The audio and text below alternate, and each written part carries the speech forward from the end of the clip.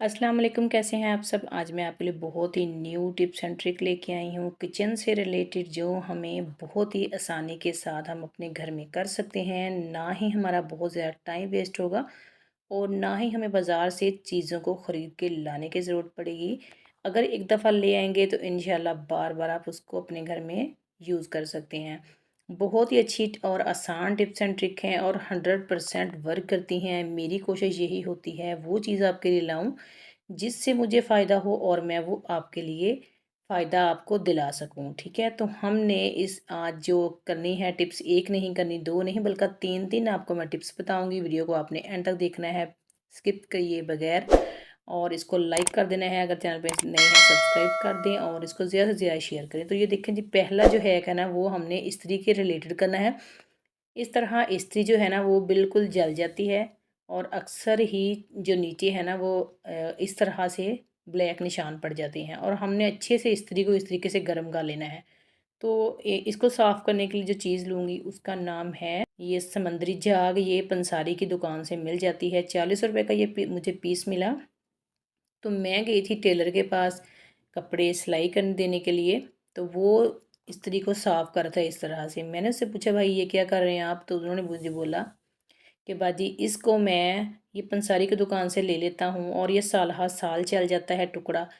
इस तरह जब भी हमारे रोज़ का काम है, मोती नग वगैरह लग जाते हैं या गर्म कपड़े की ऊन लग जाती है, तो हम इस तरह से गर्म करते हैं और इसका स्विच प्लग जो है वो बाहर निकाल के इसको अच्छे से साफ़ कर लेते हैं। तो आप देख सकते हैं कि 1 मिनट के अंदर मैल जो है वो सारी बन के नीचे गिर गई है और इस्त्री जो है वो बिल्कुल नीट एंड क्लीन निकल आई है। और ये जो हल्का फुल्के से स्क्रैच पड़े हुए हैं ना, ये मेरी गलती की वजह से पड़े हैं। मैंने रेगमाल लिया, ये तकरीबन आज से 6 माह पहले की बात है। रेगमाल से मैंने इसको साफ़ कर लिया तो उससे स्क्रैच पड़ गए। तो आपने कभी भी रेगमाल या इस तरह की जो जाली है इससे आपने इस्त्री को बिल्कुल भी साफ़ नहीं करना। अब जो दूसरा तरीका मैं आपके लिए लेके आई हूँ, उम्मीद करती हूँ आपको मेरा पहला तरीका पसंद आया होगा। तो इसको आप टिप को ज़रूर ट्राई करें, आपको अच्छा लगेगा। अब जो टिप नंबर 2 है वो है जाली को साफ़ करना। जाली जब हम अक्सर चाय का बर्तन साफ़ करते हैं और खाने के बर्तन साफ़ करते हैं तो उसमें ऑयल लग जाता है और उसमें पत्ती चाय की हो जाती है, फंस जाती है उसके अंदर में। तो वो साफ़ नहीं होती और स्मेल भी आती है। इस तरह से हमने चूल्हे के ऊपर रख के इसको जला लेना है और इसको वॉश करके दोबारा इस्तेमाल के लिए रख लें। अब जो तीसरा तरीका है ना वो बहुत ही जानदार शानदार है। मुझे ये करते हुए 2 साल हो गए हैं। तो मैंने सोचा कि क्यों ना इस टिप को आपके साथ भी शेयर किया जाए ताकि आप लोग सब कर सकें। तो ये आपको ऊपर तस्वीर शो हो रही है। ये मैं पहले ही झाड़ू बनाने का तरीका बता चुकी हूँ प्लास्टिक की बोतल से। तो जो मेरे हाथ में कटोरी है ना, ये प्लास्टिक की बोतल का नीचे वाला हिस्सा है जो मैंने काट के झाड़ू बनाया था।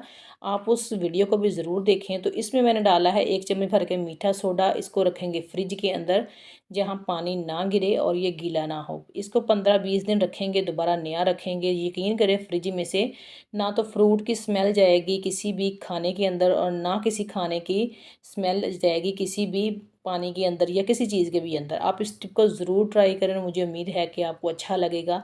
तो मुझे तो ये सारी चीज़ें बड़ी अच्छी लगती हैं और करने में मज़ा आता है। आप इसको करें और मुझे कमेंट करके ज़रूर बताया करें, अपनी राय का इज़हार किया करें। इससे हमारी हौसला अफ़ज़ाई होती है।